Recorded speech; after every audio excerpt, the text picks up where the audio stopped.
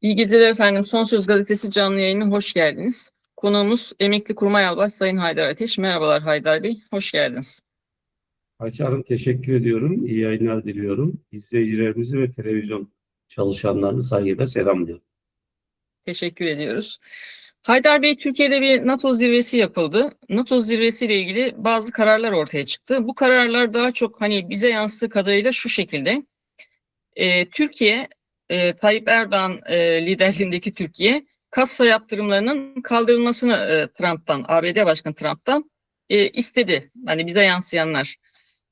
İki, Suriye Devlet Başkanlığı'na oturtulan HTŞ lideri Jolani, terörü destekleyen ülke kategorisinden çıkmak için Trump'la görüştü.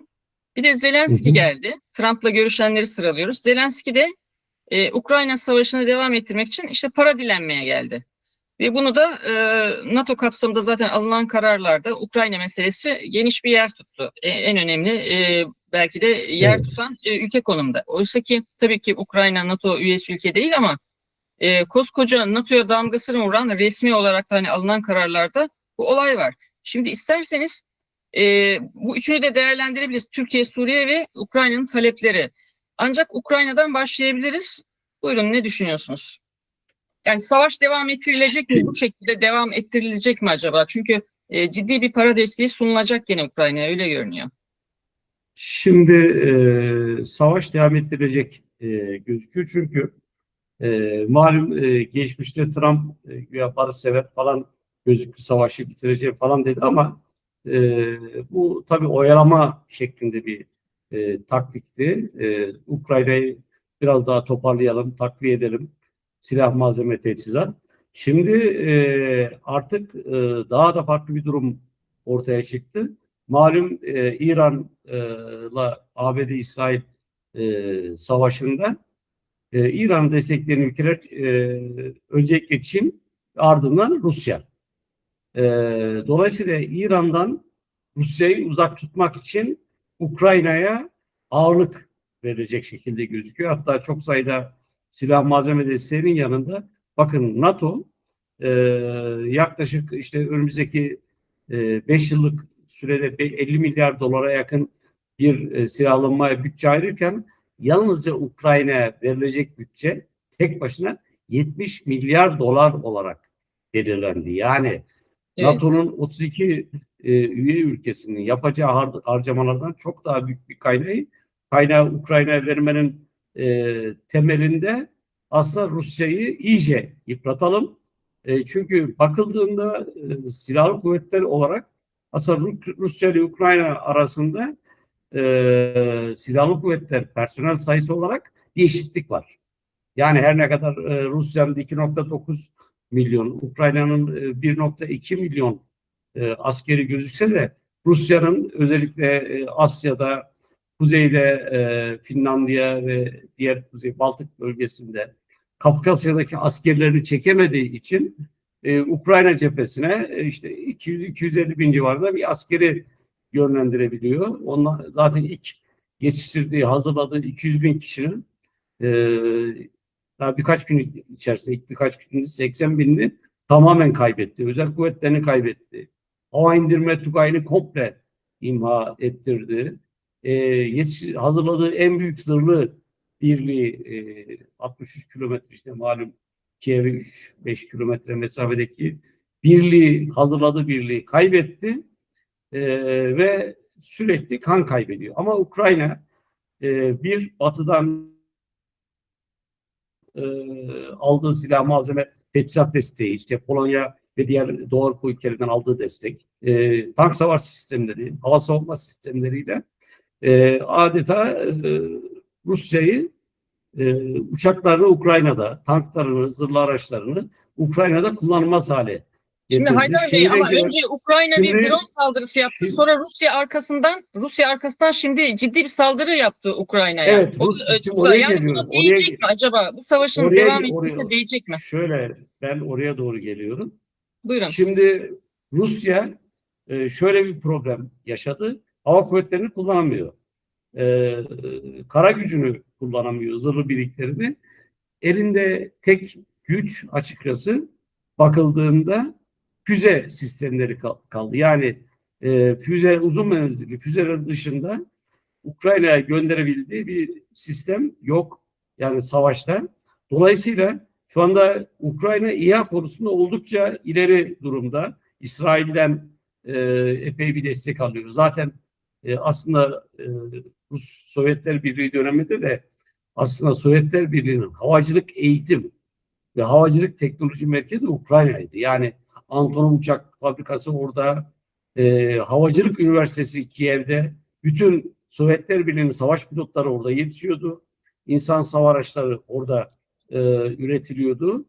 E, Teknoloji Üniversitesi, Çerkazi'deki Teknoloji Üniversitesi'nde bütün Sovyetler Birliği'nin siber güvenlik sistemlerin eğitimleri verip sistemleri geliştiriyor. Dolayısıyla Rusya'nın elinde şu anda Ukrayna'yla mücadele edecek bir tek füze sistemi var. Dolayısıyla Ukrayna yoğun şekilde insan hava aracı kullanıyor. Bunlar tabii görünmezlik sağlıyor, sessiz yaklaşma, çok uzak mesafelere ve baskın şeklinde saldırı imkanı sağlıyor. Ama Rusya bundan yoksun. Çünkü Ukrayna'nın elinde yoğun şekilde drone savar sistemleri var. Başta Polonya olmak üzere birçok ülkeden alıyor. Polonya'da en son ziyaretinde de bu fabrikalardan birini ziyaret ettim, gittim. Drone savar yoğun şekilde üretiyorlar. Çok büyük bir fabrika. Yoğun şekilde de bir üretim potansiyeli var. E, Ve gerçekten de başarılı bir iş insanı, Türk fabrikanın sahibi ve benim de öğrencim. Değil mi? Dolayısıyla evet, yani hem misafir oldum kendisine. Şimdi yoğun şekilde drone savar sistemleri üretiliyor ve Ukrayna'da para da var. Zaten Batı aslında Ukrayna'ya Rusya'nın paralarını gönderiyor. Ama Yani bu bu para, göndereceği pardon, askeri harcamalar için, insani harcamalar için değil. Askeri tabii yardım tabii, paketi yani olarak gidiyor. Yani Ukrayna'nın silahlı insanları ölmüş mü, kuvvetler, kalmış mı, kendi ülkesinden göçmüş mü? Onlarda da çok ölen yaralanan var. Ülke tabii paramparça tabii, oldu, yani kayıp işgal var, edildi doğu kayıp var. kısımlarına. Şimdi genelde ilk başlangıçta 18 yaş altı ve 65 yaş üstü e, yaşlılar, kadın ve çocuklara açtılar. Bütün sınırlarda gidebilirler diye Tabii başladı. ilk başta tabii. Türkiye dahil, hatta hayır, şu anda birçok tanıdığım insan var. Portekiz'de dahil, yoğun şekilde de oralarda, Polonya'da çok sayıda insan var. Türkiye'de var. Tabii. Ve kalanlar, işte 5-6 milyon insan ayrıldı. Kalanlar savaşa devam ediyor.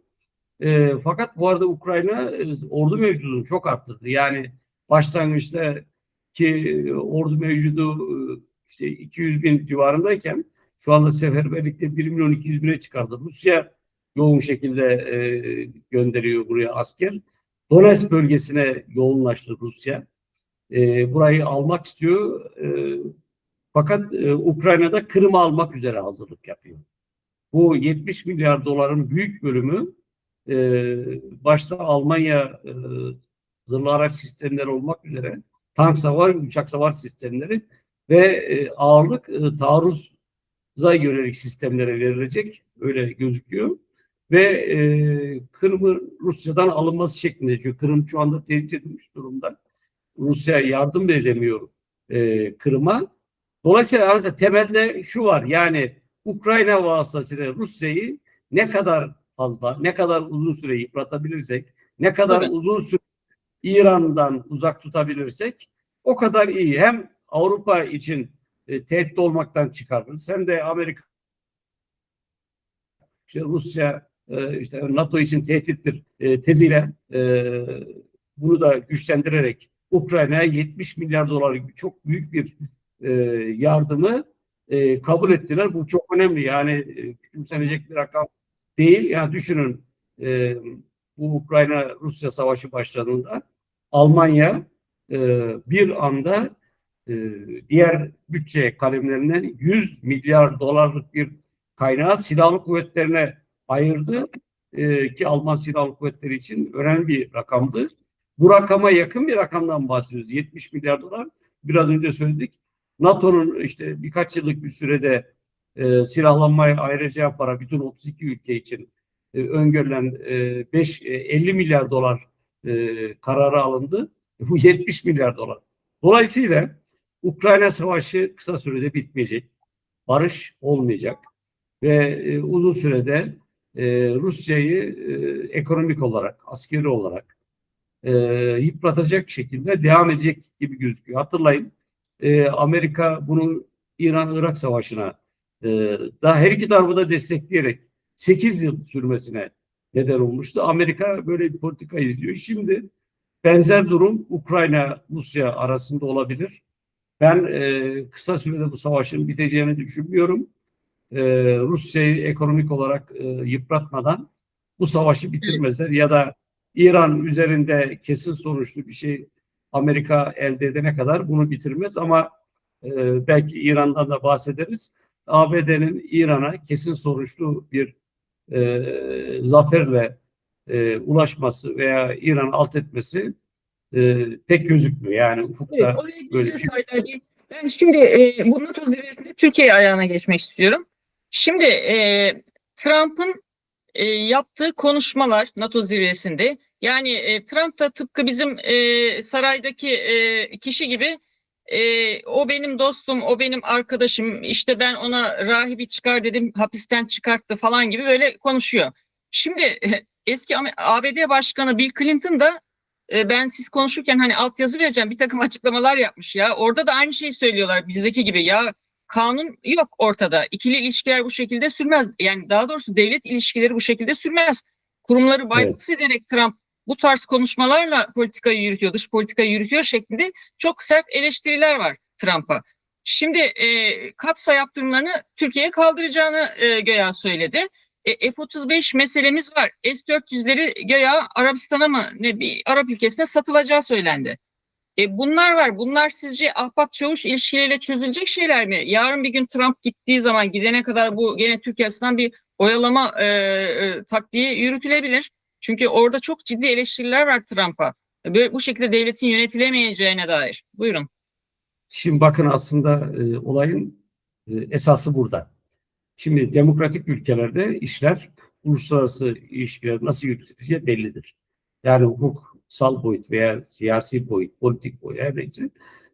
Şimdi bakın Amerika Başkanı ben telefon ettim işte 35 yıl hapis yatmış işte veya karar alınmış adamı hemen ertesi gün Ovalist'e ağırladım hemen gönderdi diyor. Yani bir başarı ya bir hani başka bir ülke alın mesela Patagonya ülkesi bunu yapsa Patagonya Cumhurbaşkanı kahraman olur. Ama Amerika öyle değil yani e, şimdi diyor ki, bir dakika kardeşim sen öyle uluslararası ilişkilerde ahbap çavuş ilişkisi gibi şeyle telefon ettim geldi. Bunu nasıl sağladın? Yani böyle bir şey yapamazsın. Bu e, demokrasiye uygun değil, uluslararası hukuka uygun değil. Evet bu bir Amerikan vatandaşını oradan aldın geldin ama e, yöntemin yanlış. Hani mahkemelerde esasdan veya usulden derler. Usulden yanlış. Yani her ne kadar onu geçsen. Şimdi dönelim Türkiye tarafına. Ee, ne demiştik o zaman açıklamalarda? Bu adam terörist. İşte 35 yıl hapis cezası aldı. Ceza aldı adam. Yani yargılanması devam etmiyordu. Doğrudan ceza alan bir adam.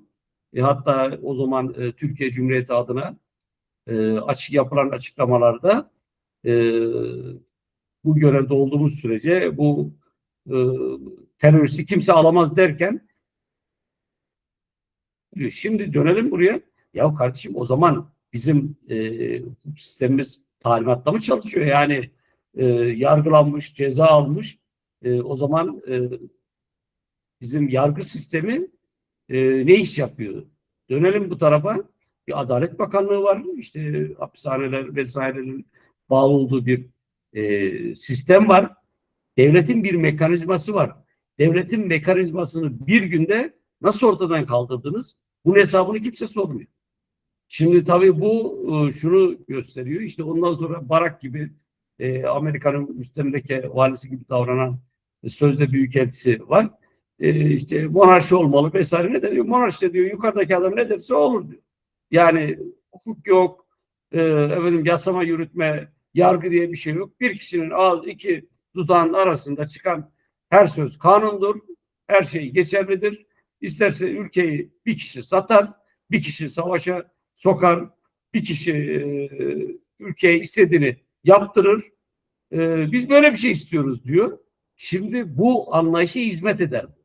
Ve maalesef bu söylemi Türkiye'de Trump bunu söyledi. Bu Türkiye Cumhuriyeti açısından bana göre çok utanılacak bir durum. Yani o zaman bizim yargı sistemimiz, hukuk sistemimiz, yani bu adam terörist olduğu tespit edildi, belgelendi, mahkeme, savcı iddianame hazırladı, mahkeme inceledi, yargıladı, hepsinin gerçek olduğunu gördü ve 35 yıl terör örgütü üyesi olduğu için ve aynı zamanda casusluk vesaire bir takım şeyler de vardı sanıyorum. Hapis cezası verdi, hapse girdi adam. Bir gün sonra adam Oval Ofis'te Amerikan Başkanı'nın yanında oturuyordu. Yani bu çok vahimdir. Bu olay Türkiye Cumhuriyeti açısından bana göre Trump'ın açıklaması, bu olayın böyle olduğunu söylemesi utanç verici. Ben utandım.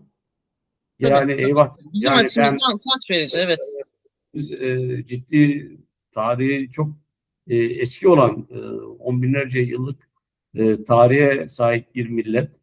E, Dünyanın en eski milleti, en eski devlet geleneği olan bir milleti olarak daha 3 günlük Amerika Başkanı bu sözleri burada sarf etmesi bizim açımızdan vahimdir ve bu sözlerden sonra şimdi biz yargı mekanizmasına nasıl güveneceğiz? Adalete nasıl inanacağız? Yani mümkün değil. Yani siz çıkıp işte hani tek tek hakim yargılar için, yargıçlar için veya savcılar için söylemiyorum. Adalet sisteminde e, yargılanan, cezalanan bir insan bir günde talimatla veya istekle her neyse cezaevine çıkarılıp derhal gönderiliyorsa orada yargı da yoktur, hukuk da yoktur. Hakim ve savcıların oturup e, düşünmesi gerekiyor bu konuyu. Yani yargı sistemindeki tüm mensupların bu konuyu sorgulaması gerekiyor. Bu vahimdir. Gelelim e, Suriye Katsa. meselesi de var. Suriye ayağı da Evet. var olayın. Şimdi Türkiye'nin 2 tane daha konusu vardı. Bitirip Suriye'ye Tabii, geçebiliriz. tabii, tabii, buyurun. Birisi Katsa konusu, yaptırımlar. Şimdi biz hatırlayalım yine aynı şeyi. Brunson için kullanılan ifadelerin benzeri. Efendim biz bağımsız ve özgür bir ülkeyiz. Bağımsız karar aldık. S-400'leri aldık. Paramızda. Artık bunun sözü bile edilemez. Hiç kimse bizim bu kararımızı sorgulamaz derken şimdi işte tabii Katsa yaptırımlarından sonra F-35 programına dönmek üzere sanıyorum Birleşik Arap Emirlikleri'nin ismi geçiyor. Veya Katar olabilir ama Birleşik Arap Emirlikleri'nin ismi geçiyor. Yani bu S-400'ler satılacak gibi.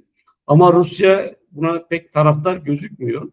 Çünkü Birleşik Arap Emirlikleri Amerika'nın hakimiyetindeki bir ülke. Diğer ülkeler de yani oradaki Arap ülkelerinin tamamına yakını ABD'nin kontrolünde. Dolayısıyla Birleşik Arap Emirlikleri'ni telaffuz eden sanıyorum bir gazeteciydi veya Abdülkadir Selvi veya benzer bir basın mensubu sözde basın mensubu bunu belirtmişti. Ama bu henüz kesinleşmiş gibi söylendi. Ama öyle kolay değil. Rus tarafını ikna etmek kolay değil. Ya ikna ettiğinizi kabul edin. S-400 2,5 milyar dolar para vermişsiniz. Bunu işte satacaksınız. Bir, sattığınızda aynı paranızı geri alabilecek misiniz? Mümkün değil. İkinci el bir silah sistemi satıyorsunuz. Gelelim diğer boyutuna. Türkiye'nin yüksek irtifa hava savunma sistemi olarak bunlar alınmıştı. Malum hava savunmasında alçak orta yüksek irtifalar vardır. Alçak irtifa işte omuzdan atılan veya alçak irtifadaki füzelerle sağlanır. Bunlar 5-6 kilometre menzilli Stinger ve benzeri sistemlerdir. orta irtifayı uçaklarla, savaş uçaklarla sağlarsınız. Yüksek irtifayı da benzer hava savunma füzelerle, işte S-400, Patriot gibi sistemlerle sağlarsınız. Şimdi Türkiye bir kere yüksek irtifa hava savunmasından mahrum kalacak. Eğer Türkiye'nin parasını ödeyip aldığı F-35 şu anda halen depoda ve depo parasını bile Türkiye ödüyor halen. Bu F-35'ten. 5 tane veya işte 6 tane her neyse F-35'i aldığınızı düşünün ki çok yüksek rakama 1,5 milyar dolar para verildiğini biliyoruz veya 1,4 milyar dolar. Bunlar yeterli mi? Türk Hava Kuvvetleri'nin modernizasyonu için yeterli olmayacaktır. Sonra F-35'lerle ilgili çok sayıda zafiyet çıktı. Gelelim F-35'i kime karşı kullanacak Türkiye? Şimdi biraz sonra Suriye konusuna da geleceğim için ondan bağlantılı. F-35'i kullanacak çevrede Türkiye düşmanlık eden ülkelere baktığınızda Yunanistan var, İsrail var. Peki F-35'leri Yunan ve İsraillere karşı kullanabilir misiniz? Mümkün değil. Yani uçaklarda dost düşman tanıma dediğimiz IFF sistem var. Dolayısıyla IFF sistemi ve bunları dost olarak algıladığı için diğer uçaklara bunlara karşı herhangi bir şey yapamazsınız. Veya Amerika zaten verirken e, görev bilgisayarında uçağın fiyatının yaklaşık 2/3'üdür. Görev bilgisayarının fiyatı çok yüksek değere sahiptir. Buradaki kodları Amerika vermeyecektir. Yani görev bilgisayarın kodları sizde olmayacak.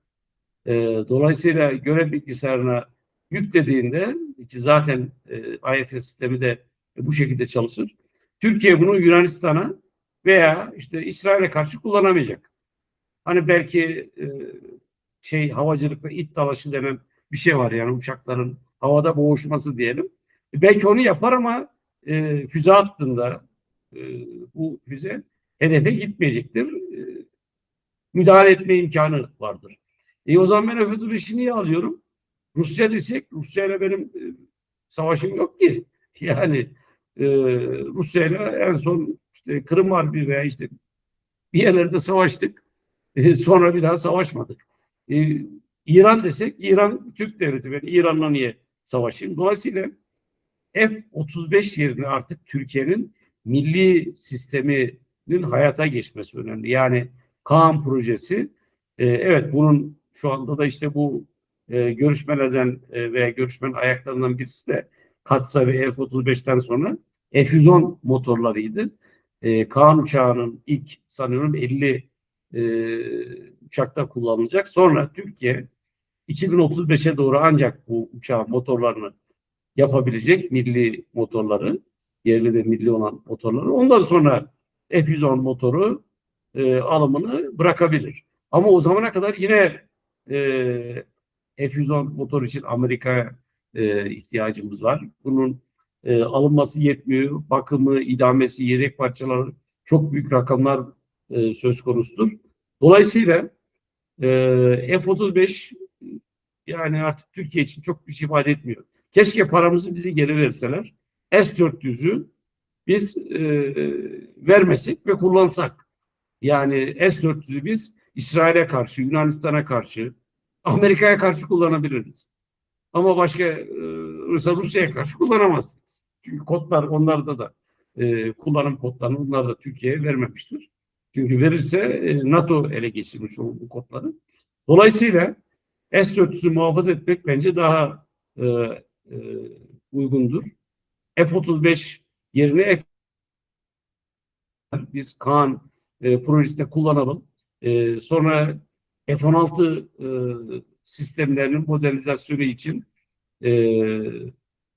bize yedek parçalarını ve modernizasyon kitlerini versinler. Zaten bu uçağı verdikleri için bunları da vermek durumundalar. Ama vermiyorlar bu yaptırımlar kapsamında. Biz Kaan uçağı aktif hale gelene kadar hava kuvvetlerinde ana muharebe uçağı, savaş uçağı haline gelene kadar biz hava kuvvetlerimiz gücünü muhafaza edebilir, asgari devam ettirebilir. Dolayısıyla F-35 Hatta bu 5 tane F-35'ten sonra da başka almamak lazım. Yani bunun parasını mecburen verdik. Eğer verirlerse. Ama şu var, Trump artık bunları vereceğiz, hatsayı kaldıracağız derken ayrılırken tam tersi bir ifade kullandı. Düşüneceğim demeye başladı. Yani Trump'ın e, nasıl bir kişi olduğunu artık bütün dünya biliyor. Bir şey söylüyor, 10 dakika sonra adam hasta, yani başka bir şey söylüyor. İşte NATO toplantısı, her ülke saygındır. Küçük, büyük veya ülkenin nüfusu, yüz ölçümü çok önemli değil. İspanya e, Başbakanı için kullandığı ifadeler çok vahim yani. Ya senin müttefikin bu NATO'da. Tabii tabii. Ve Evet, onların arasında en dik duran lider de o zaten. Evet. ne yaptı? İşte buradaki bütün Amerika'nın hava kuvvetlerinin lojistik sistemi veya Avrupa'daki e, birliklerin lojistik sistemi ağırlıklı olarak İspanya'daki üslerdeydi. İspanya bunları kullanmasına izin vermedi. Yani mesela şu anda İncirlik Evet. bir lojistik üs. Amerika lojistik maksatlı kullanıyor. Türkiye meclis karar aldığında mesela İncirli lojistik üs olarak kullanamaz. İspanya böyle bir karar aldı. Ben dedi İran'la savaşın desteklemiyorum.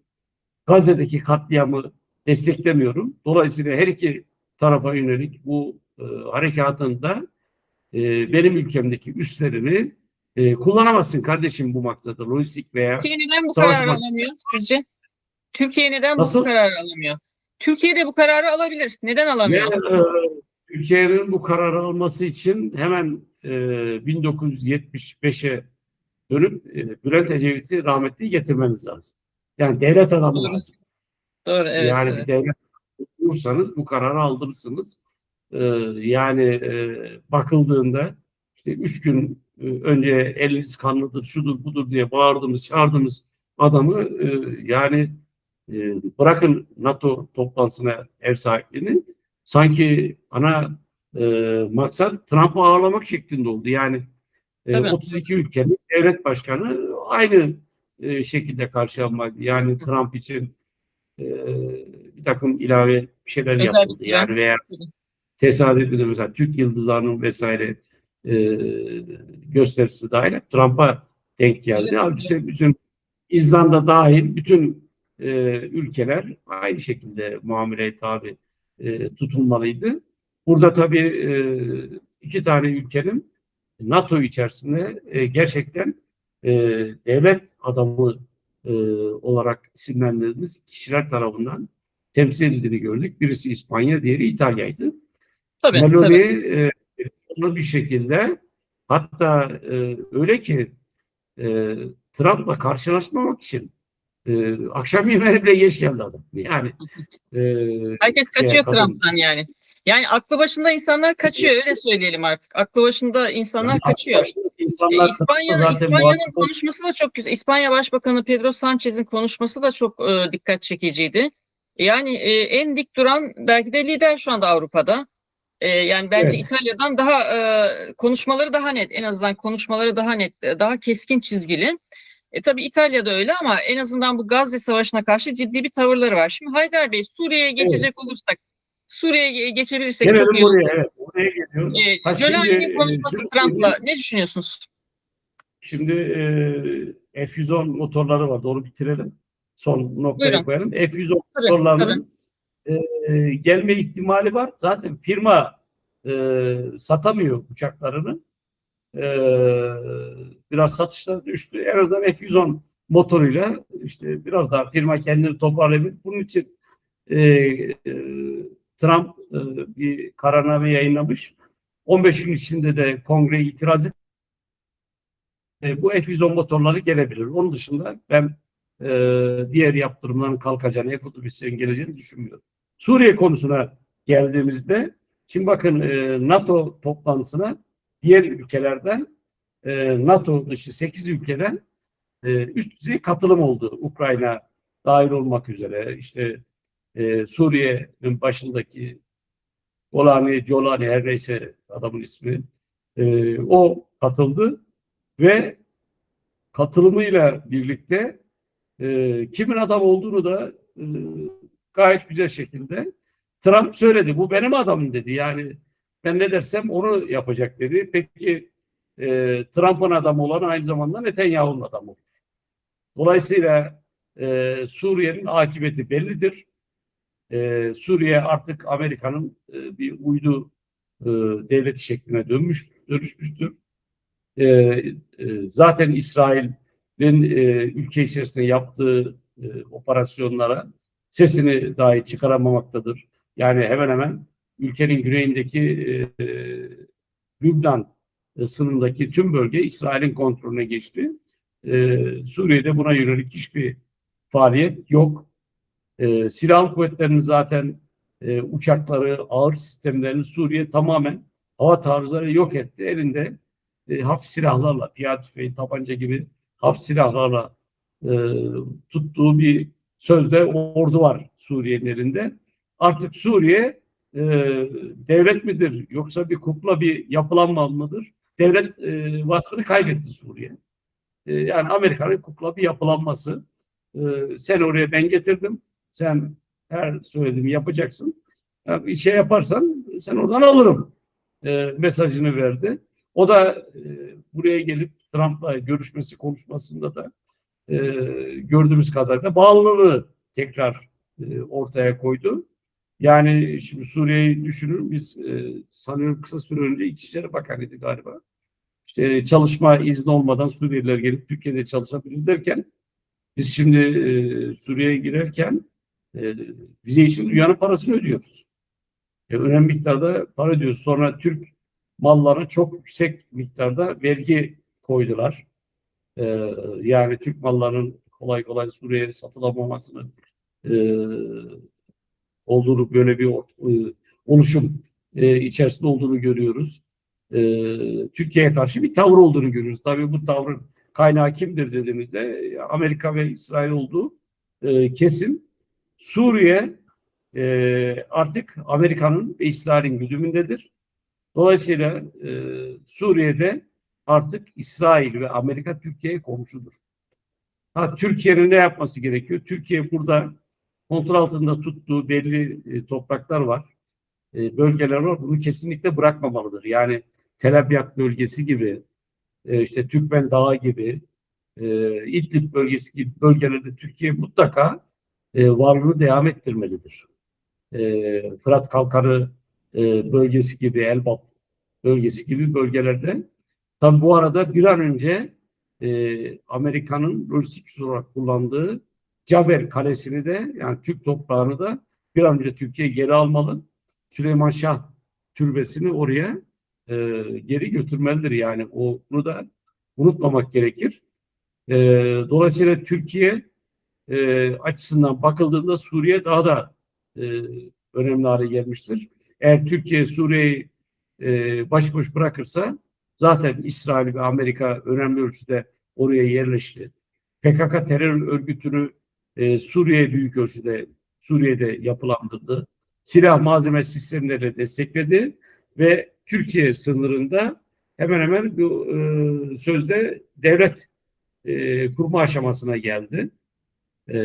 Türkiye'nin bu bölgenin dikkatini çevirmemesi gerekiyor. Yani Amerika bizim dostumuz falan değil. Yani benim güneyimde bir terör devleti kuracak. İşte sözde Büyükelçi denen müstemleke valisi Türkiye dahil olmak üzere 4 ülkeden toprak almak suretiyle Kürdistan'ı kuracağız vesaire ifadelerini kullanıyor. Sonra benim ülkeme geliyor, size demokrasi size yaramaz, siz bırakın demokrasiyi, monarşiye geçin şeklinde Antalya'da mesajını veriyor. Eğer bir ses çıkarmıyorsak bu durum vahimdir. Yani Türkiye açısından iyi değildir. Biz İspanya ve İtalya nasıl bir devletse, demokrasi ise, bağımsız bir devletse biz öyle bağımsız bir devletiz. Dolayısıyla asgari onların gösterdiği tavrı göstermemiz gerekir. Peki Ki hani teröre destek veren ülkeler konumdan çıkartılacak mı? Onu talep etti. Çünkü kendisi zaten HTŞ teröristiydi adam. Şimdi nasıl olacak bu? Teröre destek veren ülkeler statüsünden bizi çıkartın diyor. Böyle bir talebi var Suriye'nin. şimdi Amerika bunu yapar mı? Şu anda elinde bir koz tutması gerekiyor. Yani emperyalist güçler bütün kozlarını aynı anda kullanmazlar. Bazılarını elde tutarlar. hani dost gözükürler. Ya Amerika'yı alın. Hani güya dostum mostum diyoruz. İşte sarmaş dolaş geziyoruz.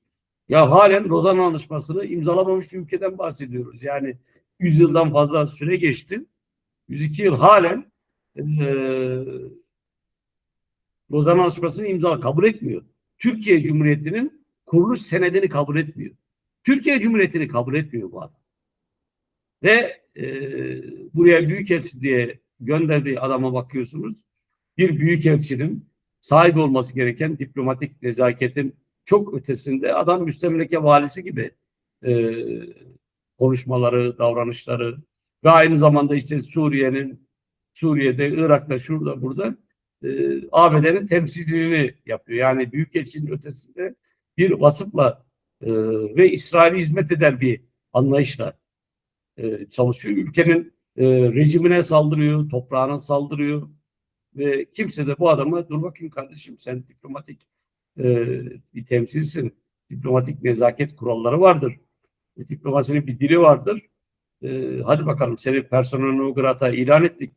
Hadi güle güle sınır dışına sen benim ülkemin bağımsızlığına, demokrasime, toprağıma yönelik söylemlerde bulunamazsın denmesi gerekiyor. Demediğiniz zaman kabul etmiş oluyorsun.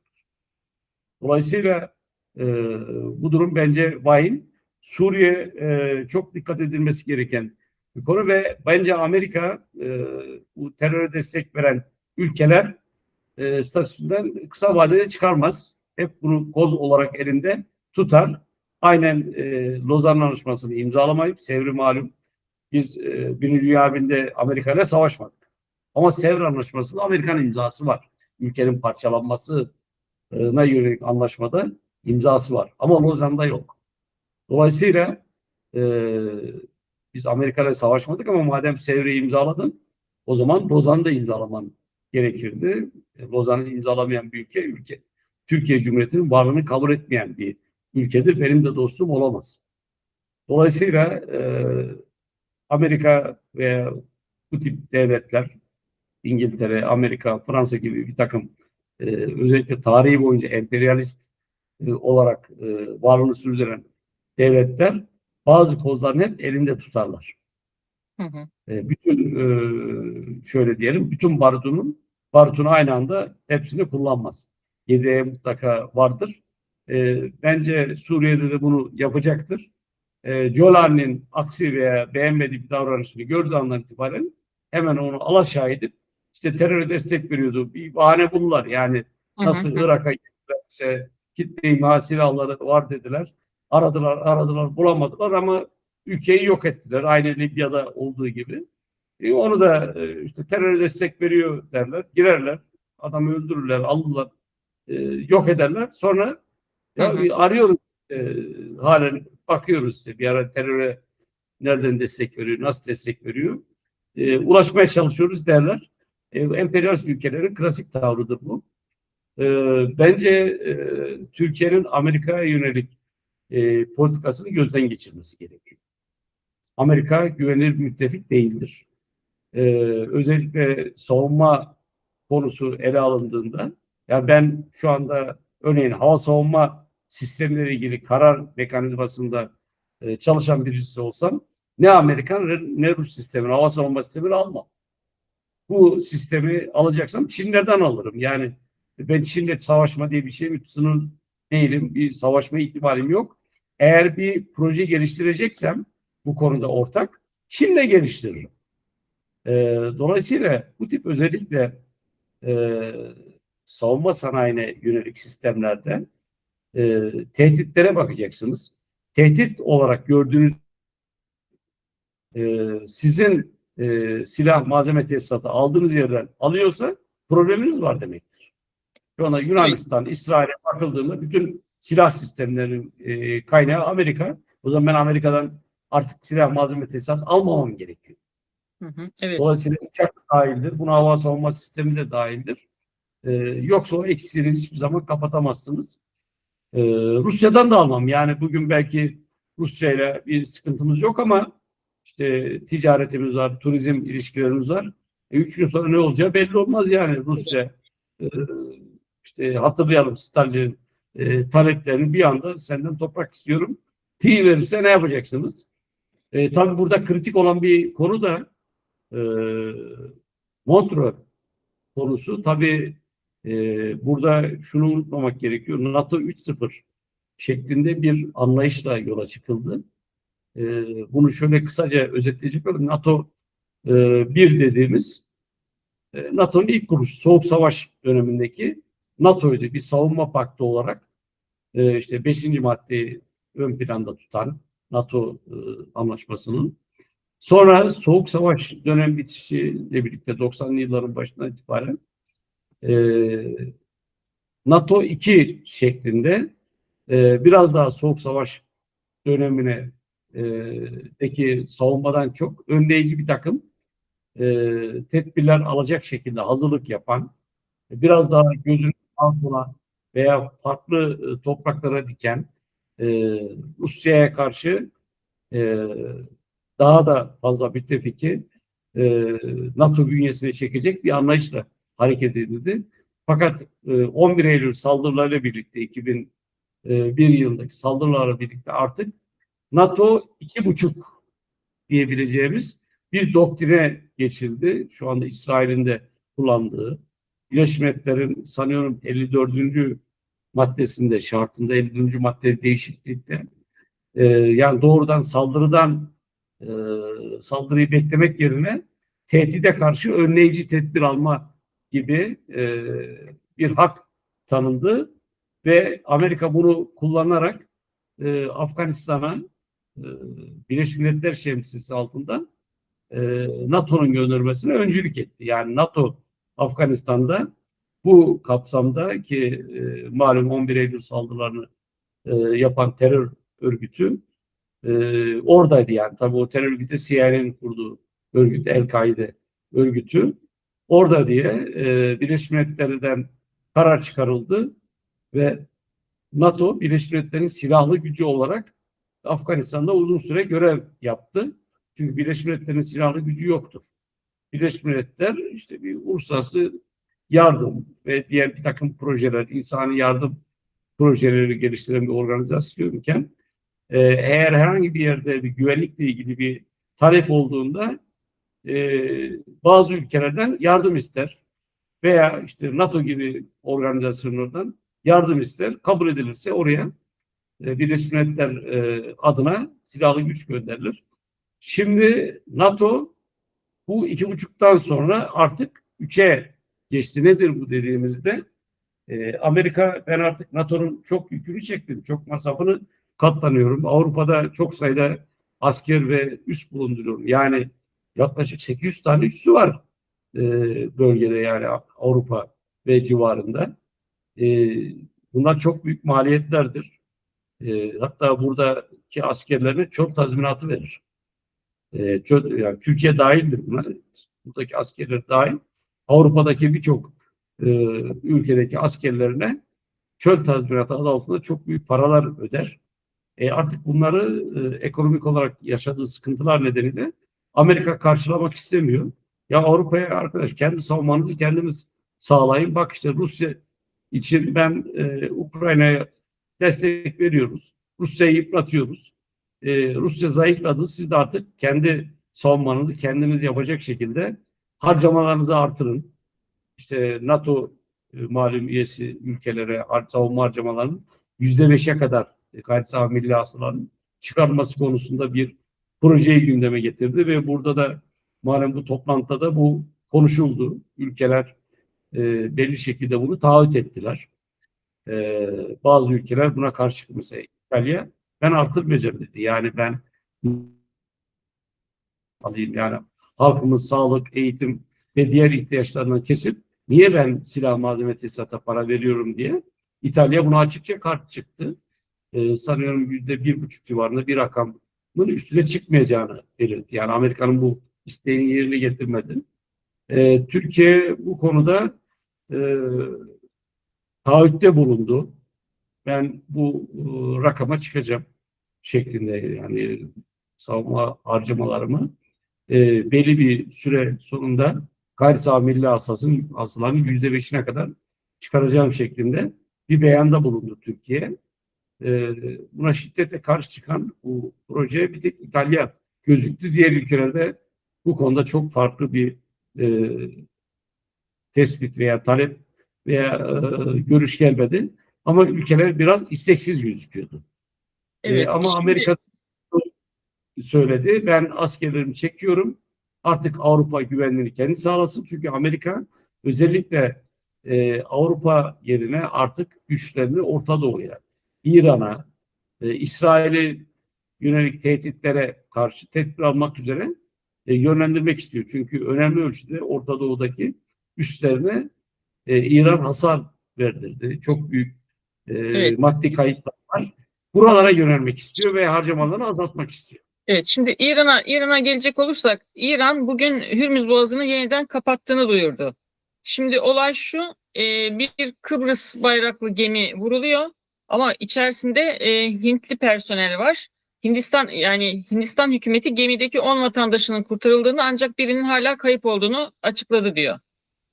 Bu gerekçe gösterilerek Amerika Birleşik Devletleri tekrardan İran'a saldırı düzenliyor.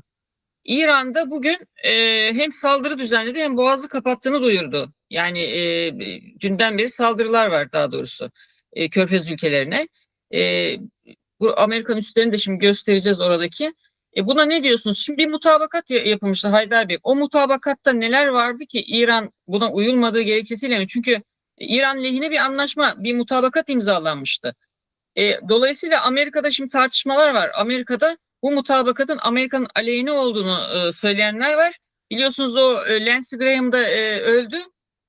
Ancak o da şey demişti en son bu Witkoff'la yaptığı görüşmede ben ikna oldum demiş. Yani Amerika'nın lehine demiş. Ama buna rağmen bozdular anlaşmayı. Aleyhine miydi gerçekten? Ne bekliyorlardı? Şimdi hatırlarsanız bir önceki programda bu konuda hani hatta o gün 14 madde üzerinde anlaşma yapıldıktan bir gün sonrasında program yapmıştık. Orada bir ifadem olmuştu. Ben onu tekrarlamak isterim ve hatırlatmak isterim. Ya işte iki ülke arasında sözde ateşkes 14 madde üzerinde mutabakat sağlandı. İşte şu gün ıslak imzalar atılacak, işte elektronik imzalar atıldı falan dedi ama ya güzel de bu anlaşmanın garantörü kim demiştik. Yani bu anlaşma hani olur ya mesela Kıbrıs'ı örnek göstermiştik. Kıbrıs'ta Kuzey Kıbrıs Türk Cumhuriyeti ile Kıbrıs Rum kesimi arasındaki bu problemde ki burada problemin kaynağı Kıbrıs Rum kesimi katliam e, yapıyorlardı kuzeydeki Türklere yönelik. Ha bunu ben söylemiyorum. Bu Amerikan Büyükelçisi'nin yazılı raporunda var. Yani Kıbrıslı Rumların istediği e, farklı bir şey değil. Tek istedikleri serbest bırakalım. Türkleri rahatça öldürsünler diyordu. Amerikan Büyükelçisi'nin yazılı raporu ve rahmetli Rauf Denktaş'ın da kitabında bu ifadenin Büyükelçinin bu raporun olduğunu söylemiştim. Şimdi garantör var burada Kıbrıs'ta. Ülkelere bakıldığınızda işte Türkiye, İngiltere ve Yunanistan garantör ülke. Şimdi İran, ABD arasındaki bu anlaşmanın garantörü kim dediğiniz ortada garantör yok. Sonra savaşan taraflardan birisi İsrail. Ben dedi bu anlaşmanın tarafı değilim. Ben savaşa devam ediyorum. Tabii, tabii. Yani hatta Azerbaycan üzerinden İsrail savaş uçaklarının bugün hatta dün İran'a saldırdığı şeklinde bir takım haberler var. Çünkü Azerbaycan'a da İsrail önemli ölçüde yerleşmiş durumda. E, Dolayısıyla bir anlaşmanın kağıt üzerinde kalacağını söylemiştik. O gerçekleşti. Tabii, tabii, tabii. Yani garantörü kimdir? Yani bugün Trump'ın lafına güvenemezsiniz. Yani durup dururken burada bir NATO savunma paktı toplantısı oluyor. Toplantı esnasında komşu ülke İran bir Türk devletidir malum. Nüfusun çoğunluğu Türktür. Türkiye Cumhuriyeti'ne geliyor. Türk devletine ben NATO toplantısı devam ederken dün gece saldırı emrini verdim. Yok edeceğim, mahvedeceğim. Tekrar veriyorum. Ya ne oluyor ya? Diplomatik nezaket var. Türkiye Cumhuriyeti'ndesin. Ondan sonra İran'a saldıracağım diyorsun. Biz NATO paktıyız. Yani burada savunmayı konuşuyoruz. Ülke topraklarına e, bir saldırı olduğunda hep birlikte müdahale etmeyi konuşuyoruz. Sen saldırıyorsun başka bir ülkeye. Yani sen bir savunma paktının Tabii. üyesi, neredeyse lider ülke konumdasın savunma paktında ama saldıran bir ülkesin. Senin bu pakttaki varlığın o zaman tartışılır. Yani sen savunma amaçlı bir paktın içinde değilsin ve en azından savunma paktının içerisinde sen paktı kendi isteklerin doğrultusunda taarruz için kullanmayı düşünen bir insansın. İfadesini kullanmak lazım Trump'a. Özetle ben İran ABD arasındaki savaşın garantörü kimdir dediğimizde garantör Çin mi olacak? Çin'i hiç kimse kabul etmez. Yani Amerika kabul etmez. Rusya'yı kabul etmez. Yani eğer uzaylıları falan çağırıp da belki garantörlük verirler, isterlerse uzaylılar garantörlük olursa belki ABD uzaylılara karşı boynunu bükebilir. Yani onun dışında garantisi yok. Yani garantörü olmayan bir anlaşmanın uygulanması mümkün değil. Kağıt üzerinde kalır. Sözde anlaşma olur. Ki nitekim öyle oldu. İran'da zaten tereddütlüydü. Yani Amerika herhangi bir şekilde saldırırsa misliyle karşılık vericiydi ve bunu yaptı. Şimdi ABD işte İran'ı yok ederim, şunu yaparım, bunu yaparım. Hiçbir şey yapamaz. İran'ı hiçbir şekilde işgal edemez. Yani işgal için kara gücü gerekir. Kara gücünü gönderemediği sürece havadan bir yerleri bombalar. Dağ taşı bombalar. Ee, Yani belki birkaç sivil çocuk öldürdüğü gibi 160 küsur, 165 ve 168 çocuğu öldürdüğü gibi çocukları öldürür. Okulları bombalar. İnsanları bombalar. Ama İran işgal edemez. Yani İran ABD'nin işgal edebileceği hatta birçok ülkenin dünyada işgal edebileceği bir ülke değil. Tabii İran'da boş durmuyor. O da yine füze imalatı dair birçok silah sistemlerini geliştirmeye devam ediyor, kullanmaya devam ediyor. ABD üslerine yönelik saldırılar devam ediyor. ABD'yi destekleyen tüm ülkelerdeki Orta Doğu ve Körfez bölgesindeki ülkelerdeki ABD üslerine saldırıya devam ediyor. Hiçbir ABD uçak gemisi dikkat ederseniz e, Hürmüz Boğazı'na hatta Hint Okyanusu'na o bölgede hem Hürmüz Boğazı sonrası Hint Okyanusu var. Oraya yaklaşamıyor. Yani çok uzaklardalar. E, işte Kızıldeniz'deyken orada bile gemiyi vurdular. Şu anda uçak gemisi yok. ABD'nin bölgede uçak gemisi yok. Bir tek Akdeniz'de bir uçak gemisi var. O da oldukça uzak. Sonra tankerlerine vurdular. Havadan yakıt ikmali yapamıyor. Şimdi saldırı derken çok yüksekten işte belki bombardıman uçakları vesaire bomba bırakıyordur. Onun dışında diğer uçaklarla bir saldırı söz konusu değil. Çünkü uçakları bölgeye gönderemiyor. Havadan ikmal yapamadığı sürece Akdeniz'den veya İsrail'den veya e, uzak bölgelerden gönderdiği uçakların havadan ikmalini yapamadığı sürece saldırıda kullanamıyor. 150 metre ve altındaki uçan hava araçları ki insan hava araçlarına karşı hiçbir şey yapamıyor. Sonra İran bunun şeyini buldu, yöntemini buldu. Yani aynı noktaya 100 tane füze gönderiyor. Aynı koordinatı veya aynı hedefe. Örneğin sayısal olarak aldığımızda 100 tane füze gönderiyorsa demir kubbe başlangıçta bunun 60-70'ini bertaraf edebiliyor ama diğerleri düşüyordu. Yine hedefi imha ediyordu. Ki Hava Kuvvetleri karargahını imha ettiler. Hava Kuvvetleri komutan dahil 160-170 civarında pilot dahil birçok insanı öldürdüler. İşte Mossad'ın karargahını vurdular. Diğer çok sayıda askeri üssü vurdular. Bu yöntemle yani demir kubbeyi dikkate alarak İran hesaplamalarını yapmış. Yani İran bilime önem veren bir ülkedir. Belki daha önce bir programda bahsettik. Örneğin İran sayısal olarak mühendis mezun sayısı olarak dünyada beşincidir. Tabii sayısal olarak yaklaşık 233 bin hep mühendis mezun eder. Mesela Amerika'da bu sayı 237 bindir. Yani 250 milyonun bir Amerika'da 237 bin mühendis mezun ederken İran işte 85 milyonluk bir nüfus. 233 bin nüfusuna oranla baktığınızda dünyada bir numaradır. İran yani teknik personel, mühendis yetiştirme açısından ve gerçekten de bir şekilde tanıştığımız, çalıştığımız, birlikte görev yaptığımız İranlı teknik personel, mühendislerin gerçekten çok becerikli olduğunu, çok başarılı projeler imza attığını yakinen gördüm. Şimdi bunu dikkate aldığınızda bu demir kubbe artık İran çözdü. Yani insan savaşları zaten rahatlıkla vuruyor. Ama yüksek irtifadan gönderdiği füzeleri de belli bir sayının üzerine çıkarmak suretiyle olasılık hesaplarıyla örneğin 100 füzeden belki 70'ini demir kubbe eğer kaldıysa, imha ediyorsa 30'u yine hedefe ulaşıyor. İran yoğun şekilde füze imal ediyor. Hatta önemli ölçüde Çin'in bu konuda destek olduğu şeklinde bilgiler vardı. Yani bu konuda bir sıkıntısı yok. Neden?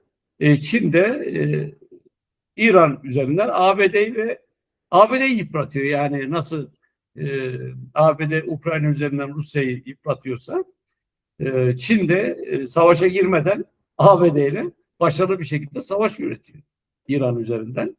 Dolayısıyla İran bu destek olduğu sürece, arkasında Çin gibi bir ülkenin desteği olduğu sürece bu savaşı kaybetmez. Çin de bu desteği kesmez. Çünkü belki tekrarlamak gerekir. İzleyicilerimiz bu bilgiyi mutlaka biliyordur veya daha önce programlarda bahsetmiştik.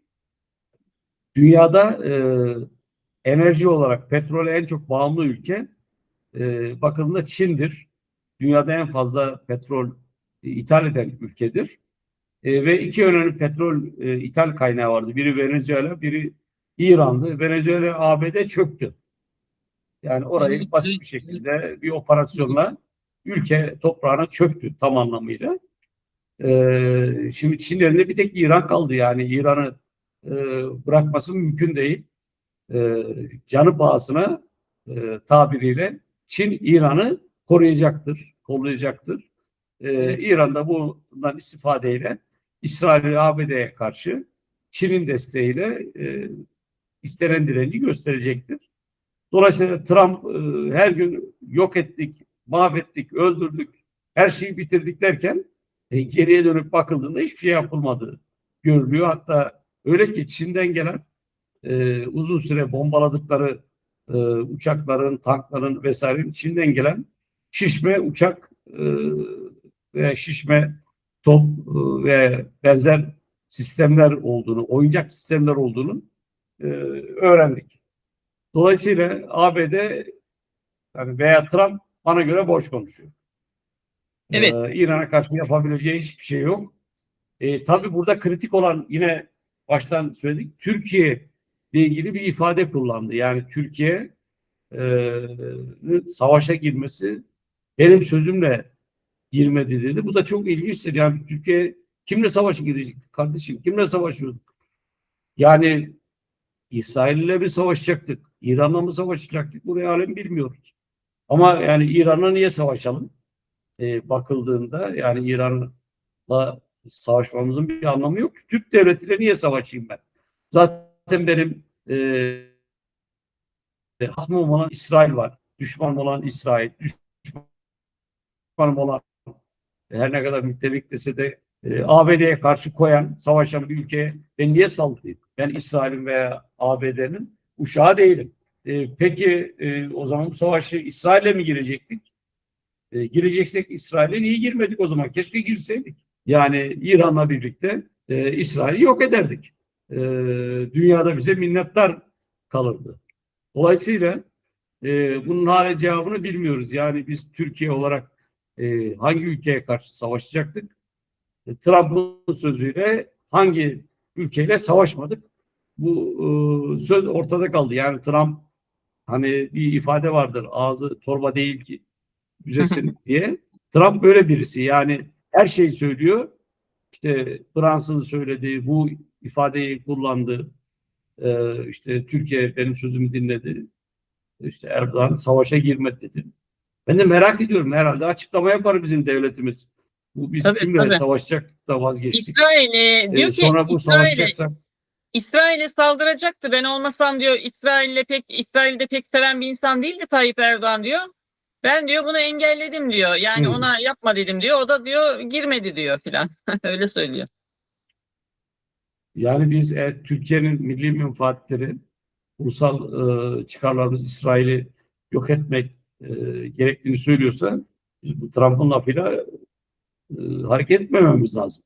Yani bir ülke bir savaşa girecekse bunun biliyorsunuz her savaşın bir keyfi olmaz. Bir siyasi hedefi vardır. Bu siyasi hedefe ulaşmak için silahlı kuvvetlere görev verilir. Siyasi hedef doğrultusunda veya siyasi bir direktif verilir. Silahlı kuvvetler bu siyasi hedefe uygun asker hedefleri seçerler. Demek ki bir siyasi hedefimiz vardı. Buna uygun bir asker hedefimiz vardı. Ee, Bundan vazgeçmiş görünüyoruz o zaman. Yani Trump benim ulusal çıkarlarımı eğer İsrail'i yok etmemi istiyorsa o zaman Trump'ın lafıyla mı biz İsrail'i yok etmedik? Bu da ilginçtir. Şimdi Yani Haydar Bey, Libya'nın askeri heyetinin uçağı Türkiye'de düşmüştü hatırlarsınız. evet. Bunun arkasından şöyle bir o kiralanan uçağın İsrail bağlantıları ortaya çıkmıştı. Buna ses çıkarabildi mi bizim iktidarımız acaba? Ne diyorsunuz? Ya hatta uçaktaki hostesin Mossad ajanı olduğu şeklinde bilgi ortaya konuldu. E, Hani arka planda bir şey yapılıyor mu bilmiyoruz. Yani şeffaflık olmadığı için yani bununla yönelik ne yapıldı? Acaba Esenboğa Havalimanı'nda bu uçak buraya işte neden konuldu? Sonra İsraillerin hemen bulunduğu bölgeye uçağın park ettirildi söylendi. Ya sonra Libya Türkiye için çok kritik yani Mavi Vatan projemizin önemli bir ayağı. Biz Yunanistan'a karşı Mavi Vatan projesini Libya ile birlikte yürütüyoruz. Libya olmadığı sürece bu projemiz çöpe gider. Libya bizim için önemli. Yani biz e, ne diyelim Colani denen terörist için devletin uçağını, özel uçağını gönderdik. Cumhurbaşkanı'nın uçaklarından birini sanıyorum göndermiştik. O zaman Libya heyetinde niye uçak kiralasın kardeşim? Ben Libya'ya yine Cumhurbaşkanı'nın 13-14 tane uçağından bir tanesini gönderirim. Devletin uçaklarından birisini. Ama burada bilinmeyen çok soru var. Yani arka planda çok farklı şeyler var. Bence burada biz hatalıyız. Yani bu böyle bir müttefikin çok önemli üst düzey yetkilileri Türkiye'ye gelmiş, misafir olmuş. Biz halen orada bizim silahlı kuvvetlerimiz belli ölçüde silahlı kuvvetlerimiz var. Oradaki hükümete destek oluyorlar. E, Dolayısıyla bizim bunu korumamız gerekiyordu. Burada halen cevap bekleyen çok soru var. Tabii. Yani uyduruk bir kiralık uçak, sonra mürettebatının kim olduğu belli değil. Sonradan ortaya çıktı. Efendim bu kadın Mossad ajanıymış. Ya Mossad ajanı olduğunu olaydan sonra herhalde öğrenmedik. Yani bunu bizim de istihbarat sistemlerimiz var. Çok önceden bunu tespit etmemiş olmamız gerekiyor. Yani uçak geliyor, uçağın menşei kimdir? Nereden geliyor? Pilotu kimdir? Geçmişi nedir? Mürettebatın geçmişi nedir? Bunu Türkiye'nin burada da bir zafiyet olduğunu değerlendiriyoruz. Halen bunun cevabı verilmiş değil. Tabii. Haydar Bey, şimdi Türkiye'ye gelecek olursak Türkiye'de NATO protestoları olmuştu. Bu son döneme damga vuran bir bu önemli konu var. Bir de Cumhuriyet Halk Partisi'ne yapılan operasyonlar var. Bu NATO süreci boyunca bu belediye operasyonları biraz durdurulmuştu. Sonra şimdi yeniden işte Çankaya Belediye Başkanı gözaltına alındı örneğin. İsterseniz önce protestolara, gözaltılara gelelim. Çünkü çok yoğun bir baskı vardı. NATO heyeti gittikten sonra yani bir bölümü serbest bırakıldı. Serbest bırakıldılar yani. Ancak Cumhuriyet Halk Partisi'ne operasyonlar devam ediyor. Siz şöyle bir bağlantı kuruyor musunuz? Cumhuriyet Halk Partisi'ne yapılan operasyonların kaynağı ya da dışarıdan hiç ses çıkmamasını neye bağlıyorsunuz? Gerçekten bu iktidara bir meşruiyet mi verildi? Neden Batı bu kadar sessiz bu operasyonlara? Nerede demokrasi? Nerede hani bizim müttefik dedikleri ülkelerde, diğer ülkelerde demokrasi kanunları var da Türkiye'de niye yok? Niçin buna dikkat çekilmiyor? Buyurun. Şimdi bakıldığında bütün dünyada anayasal bir hak. Yani toplantı, protesto, gösteri, yürüyüş bunun izin alınmadan bir işlem.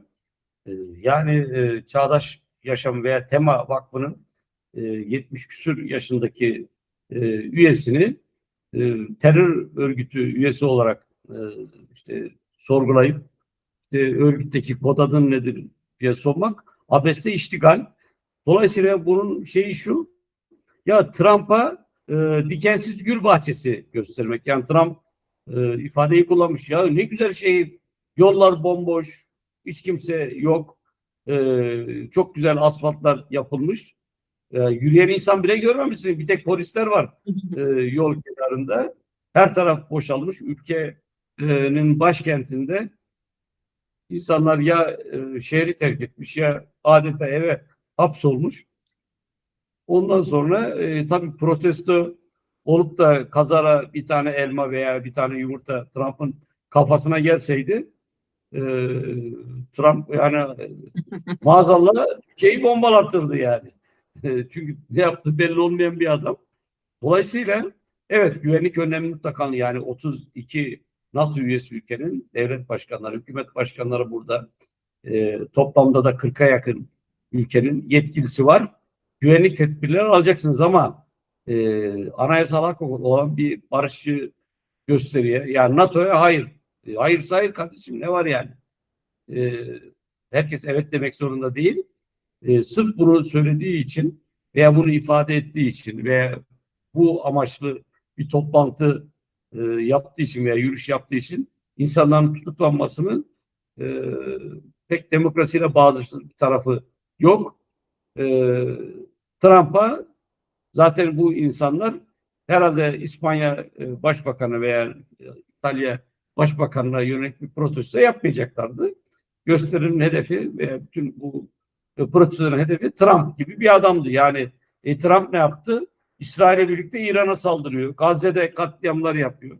Güzel işte, Gazze'de katliam yapıldı diye Galata Köprüsü'nde insanları topladınız. İşte Amerika'ya, Tabii, İsrail'e tabii. lanet diye sloganlar attırdınız. Hazır Amerika gelmişken e, bu Ya İsrail köprüyü Amerikan bayrağıyla ışıklandırdılar. Fatih Sultan Mehmet Köprüsü'nü Amerikan bayrağıyla ışıklandırdılar.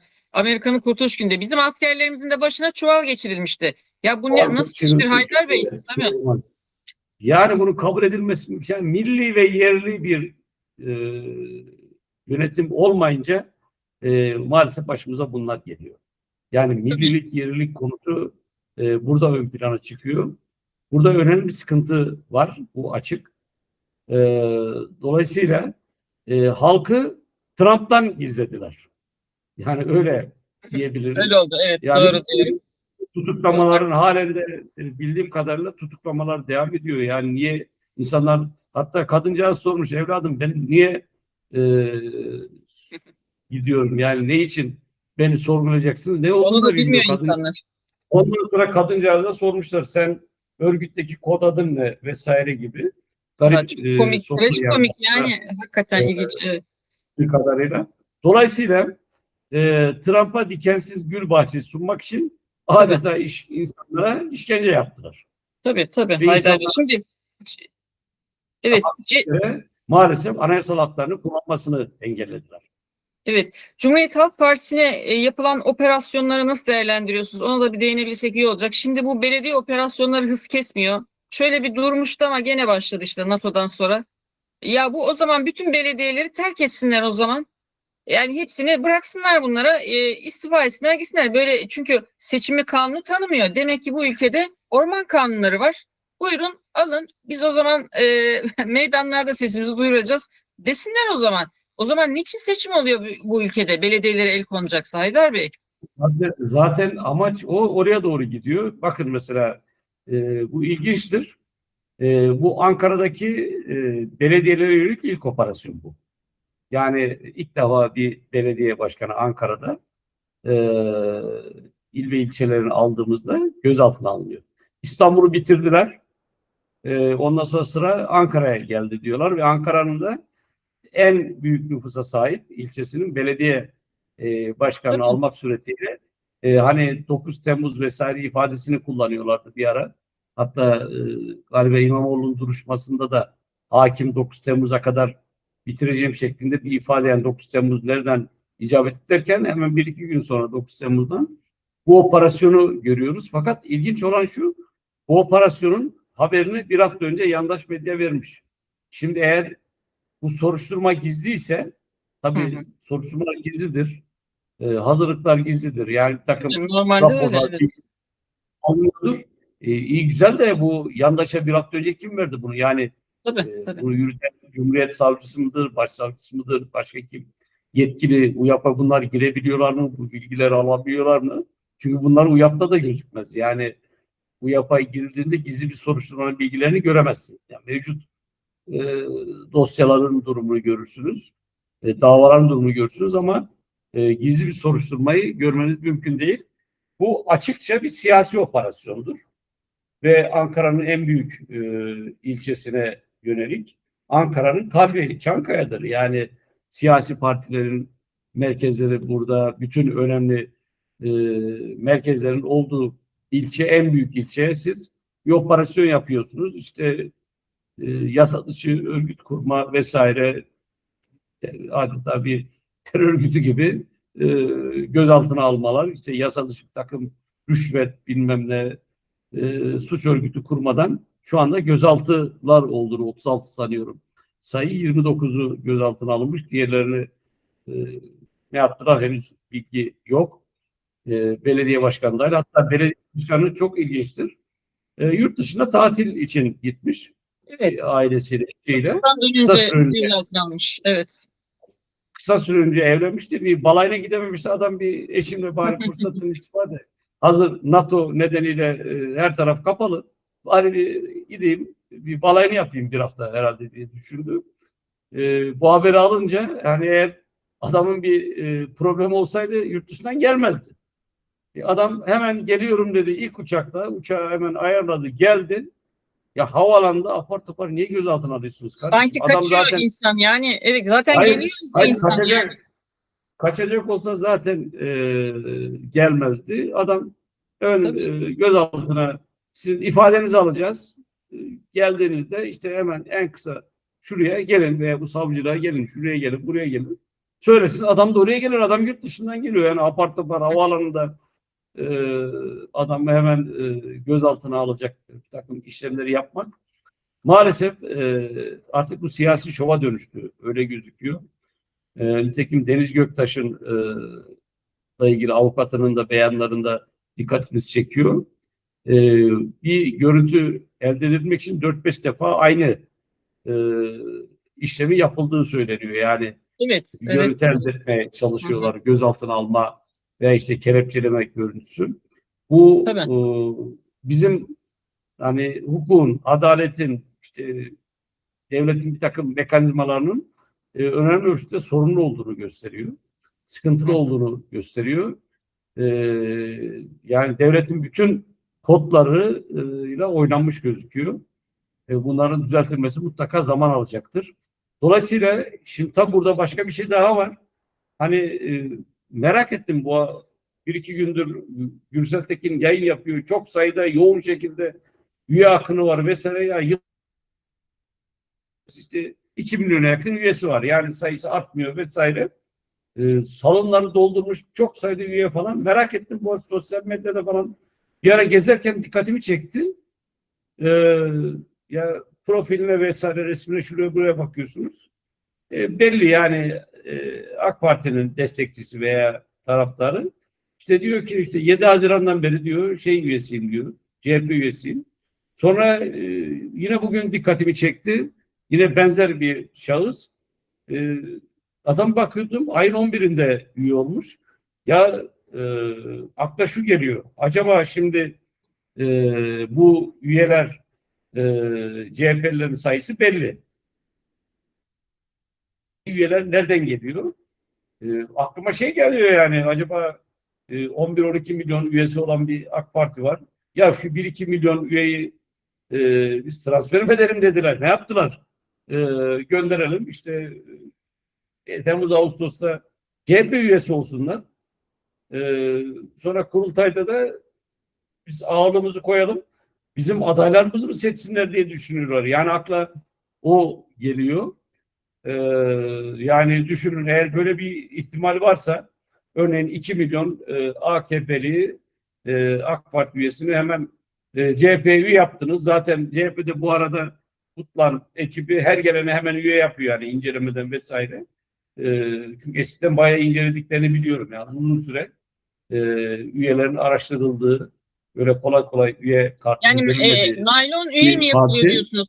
CHP'ye naylon üye yapılıp delege seçimlerine yönelik bir işlem mi yapılacak diyorsunuz Haydar Bey? Eğer böyle bir şey yapılırsa ki, yani böyle şimdi bakıldığında bu şahısların profillerine belli, bunların hangi partinin mensubu veya sempatizanı veya üyesi olduğu belli, ama işte 7 Haziran'dan beri, 11 Temmuz'dan beri işte CHP üyesiyim diyor. Yoğun şekilde bir üyelik var. Ama bakıldığında paylaşımları vesaire genelde iktidar partisi şeklinde, ona destek verecek şekilde aktaşı geliyor. Yani örneğin 2 milyon AK Parti üyesini CHP'yi var üye yapın. Delegeleri kim seçecektir? Bunlar arasında seçilecektir. Sonra partinin genel başkanı, yönetimi, milletvekilleri kim seçecek? Bunlar belirleyecektir. Çünkü ondan sonra da parti ele geçirmiş olacaktır. Şu anda bu butlancıların hepsi kenara itiliverecektir, çöpe atılacaktır. Ondan sonra partinin mal varlığına dair her şeyleri koyarlar. Yani böyle bir ihtimal var. Ben bunu dikkatimi çeken, hiç aklıma gelmemişti, ama şeyi görünce bu sosyal medyada şahısların paylaşımlarını görünce şaşırdım. Yani ne oluyoruz dedim Şu yani. anda Mesela açılmıyor baktım. Haydar Bey. Şu yollamışsınız bana ekran resmini ama kişilerin hesaplarına giremiyorum şu anda. Herhalde belki de kapandı şey üzerine. En azından ben açamadım. Açabilsem Evet. direkt Facebook'tan girecektim ama ekran resmi olmaz. Ama açılmıyor. Fakat şunu söyleyeyim. Gürsel Tekin şey demiş. Parti içinde parti kurmaya çalışanlara göz yummayız demiş. Acaba parti içinde parti kurmaya kim çalışıyor? Partide bir seçim yapılmış. Beğenme. Delegesi yeni bir yönetim oluşturmuş. Kendileri sonuçta atanan insanlar. Yani geçici bir atama var burada. Kayyım olarak atanan insanlar kalıcı karar alamaz. Bir kurultaya gidilebilirdi. İmza topladılar. O da görünmüyor ufukta. Ne diyorsunuz bunlara? Yani şu anda benim görebildiğim, bakın, Gürsel Tekin'in uzun süreden beri e, partinin karşıtı bir takım toplantılara veya şeylere katıldığı şeklinde bilgiler geliyor. Yani CHP dışında 50-60 tane veya partinin bir araya gelip katıldığı toplantılarda e, konuştuğu veya bunlara katıldığı şeklinde bilgiler var. Tabi bunu kendisi ancak teyit edebilir. Biz e, net olarak bir şey, çünkü orada katılmadığım için fiilen bir şey söyleyemem. Fakat şu anda görüntü, yani bu bir ihtimaldir. Yani bu özellikle sosyal medyada, işte özellikle Haziran, Temmuz ayında yoğun şekilde üye olanların profillerine bakıyorsunuz. Halen profiller, paylaşımları bu AKP, AK Parti sempatizanı belli, yani baktığınızda işte 7 Haziran'dan beri CHP üyesiyim diyor. Arkada bakıyorsunuz, işte AK Parti'ye yönelik bütün Hı profil hı. resimlere dair paylaşımlar ve öbür Yani delege şahıslar benzer. seçimlerinde önce bazıları buraya mı kaydırılacak bazı insanlar diyorsunuz geçici Ya olarak? düşünün. Bakın, CHP'nin 2 milyon üyesi var. Siz AK Parti'nin 11 milyon veya 12 milyon sanıyorum o civarında üye var. O 2 milyon üyeyi bir şekilde ya siz CHP'ye üye olun denebilir. Yani öyle bir ihtimal de var. Üye olduğunda ne olur? Delegeleri bunlar belirleyecektir. Delegeler parti yönetimini belirleyecektir. Parti yönetim parti genel başkanı seçecektir. Ondan sonra parti yönetim milletvekili adaylarını belirleyecektir. O zaman eğer böyle bir şey varsa, bir kaydırma varsa ve parti, ne diyeyim, naylon üye şeklinde Naylon böyle ya, bir evet. varsa, bu CHP'nin tarihten silinmesi demektir. Yani Tabii çok dikkat edilmesi bir lazım. ihtimal E, varsa, dolayısıyla bu konunun araştırılması gerekiyor. Özellikle bildiğim kadarıyla geçmişte CHP üye olmak için başvuran insanlar üyeliklerinin kabul edildiğini 6 aylık veya 8 aylık, bir yıl bir süre Ya sonunda bir yıldan önce oy kullanamıyorlar sanıyorum seçimlerde. Yani parti içi seçimlerde. Yani mesela üye oluyor hemen oy kullanamıyor. Öyle biliyoruz yani. Bir yıl ya geçmesi lazım diye biliyoruz. Kim kontrol edecek bunun kullanıp kullanmadığını? Yani şu anda partinin başındaki Butlan yönetime baktığınızda her Ya da gelen delege oy onlar seçimleri ertelenir. yemektir. Bir yıl ertelenirse, mesela şu anda üye yaptı. Delege seçimleri bu sene olmazsa, bir yıl ertelenirse o olabilir. O zaman o insanlar oy kullanabilirler. Oy Gecikme kullanabilir. bir Kullanır. yıl geçerse. 2028'de parti yönetimini ve 2028'deki bütün seçimlerde milletvekili adaylarını onlar belirlerler. Bakacaksınız ki CHP'li yok işlerinde, hiç ne milletvekillerinden ne Tabii, yönetimden. bu şekilde ele Kutlancılar da geçiriyor. şöyle kutlancıları bir kenara itiverirler. Eğer bunlardan doğrudan işbirliği içerisinde olan var mıdır yok mudur darla. Onu o zaman görürüz ama CHP'yi bekleyen böyle bir tehlike var. Yani bunu sosyal medya hesapları ne kadar tabii sağlıklıdır, hesaplar gerçek midir, değil midir? Onu da bilmiyoruz ama ilginçtir. Yani bir hesap var, orada bir isim var. İsim bakıyorsunuz profil resminde AK Parti'nin destekçisi veya sempatizanı veya üyesi. Ken altta yazıyor işte 7 Haziran'dan beri diyor. CHP üyesi veya işte 11 Temmuz'dan beri CHP, ya CHP üyesi. Allah Allah. Ya nasıl oldu bu iş?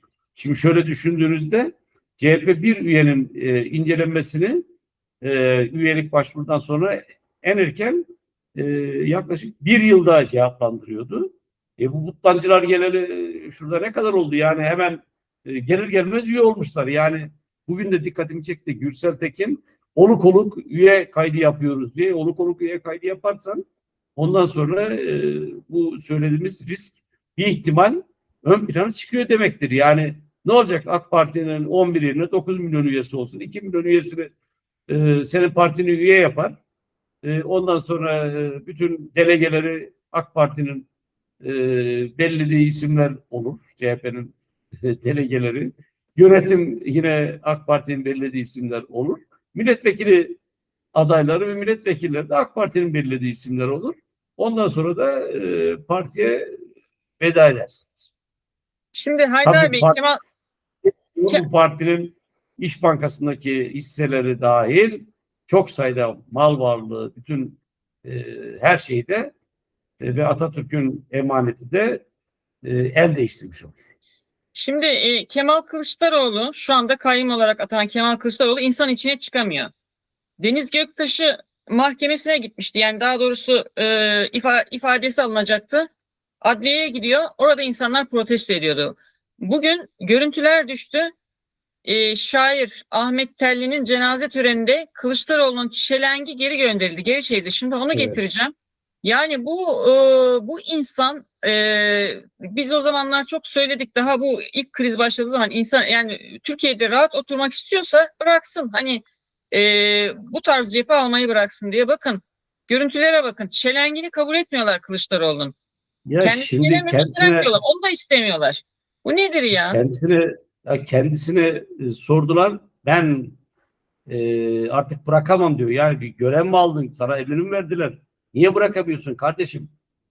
Kimse demiyor. Yani zorunluymuş gibi, görevliymiş gibi bir yerlerden zoraki de olsa orada duruyor ve hiç hukuka uygun olmayan, ki malum bu tip, eğer oraya bir kayyum atansaydı partiye 45 gün içinde kurultay gidecekti. Başka hiçbir şey yapamaz kayyum. Hiçbir şey değiştiremez. Evet, Bu adam tabii. gitmek hariç her şeyi yapıyor.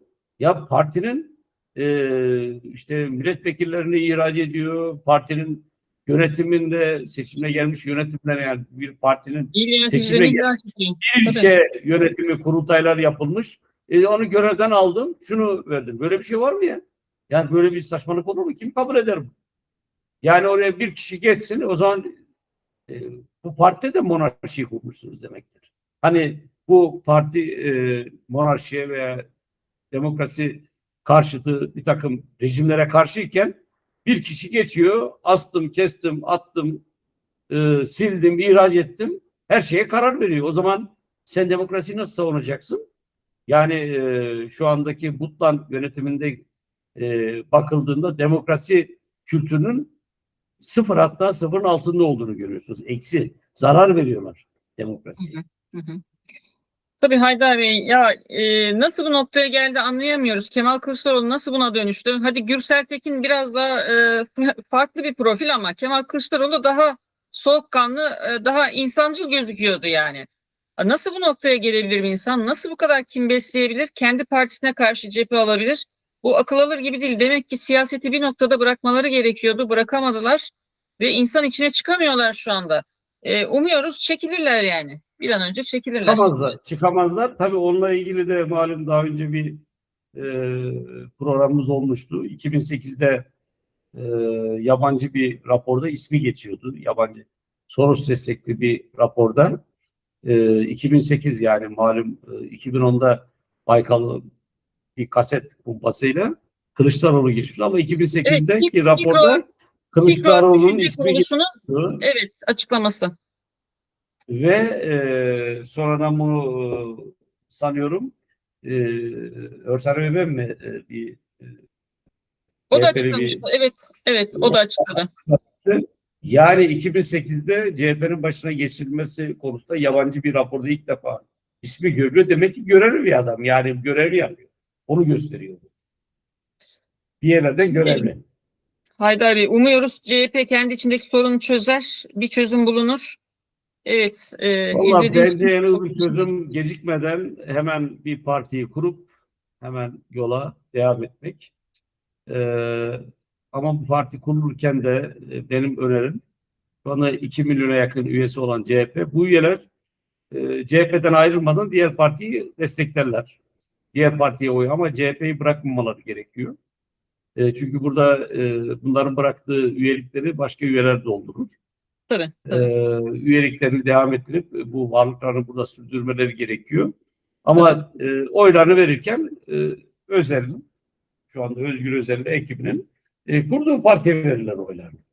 Tabii bir sonraki delege seçimlerini bekleyip bu yönetimden o üyelerin kurtulması gerekiyor çünkü bence de kalınması gerekiyor. Evet. Evet, Oldu Haydar evet. Bey. Çok çok teşekkür ediyoruz. Herkese dinlediğiniz için teşekkür ediyoruz. Hoşça kalın, iyi Ben geceler teşekkür ediyorum. diliyoruz. Hoşça kalın, iyi yayınlar diliyorum. Sağ olun. Sağ olun.